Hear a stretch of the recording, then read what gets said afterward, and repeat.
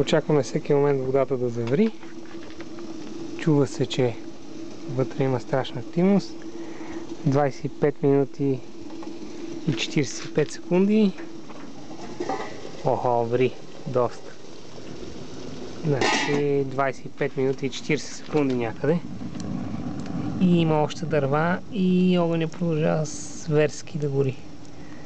Значи оказва се, че подобрението, което направихме, е достатъчно добро да приближим хитрайзера до плочето отгоре. Другото, което се оказва, е, че с по-тънки клечки Rocket Stove работи по-добре. 25 минути и 40 секунди е подобрение от 2 минути и нещо, сравнено с конвенционалната печка. И също така ние сме постигнали много по-силно врене, отколкото беше при конвенционалната печка.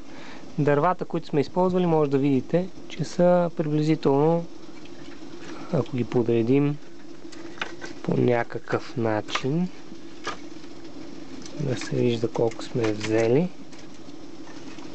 са горе-долу 1/3 от тези, които се използваха с обикновената печка. Може би дори по-малко от 1/3.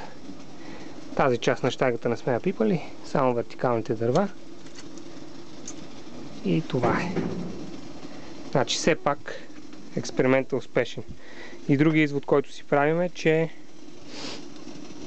има огромно значение температурата, от която започваме, външната температура. Имайте предвид, че ние все още имаме по-неблагоприятни външни условия, по-ниска външна температура и вятър, който спомага за конвекцията и охлаждането на тенджерата и на печката.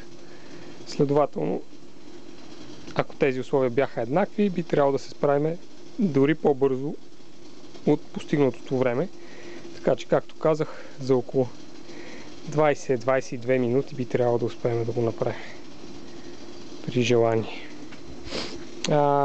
Също така забелязах при горенето, че имаше няколко по-мокри дърва, които много ясно си личат, когато горят, защото те са в задния им край се получава пара и свистене при горене. Кюнецът е оранжев. Абсолютно свети вътре. Температурата не знам дали няма прецакан фотоапарата така че няма да снимам вътре. И това е. Доволни сме, че постигнахме по-добър резултат този път. Ще помислим за още някое подобрение и ще го използваме пак. Изолацията наистина е добре да се подобри, защото тук не може да се пипа от страната на печката, което означава, че има място за подобрение при изолацията, което също ще повдигне коефициента на полезна дейност.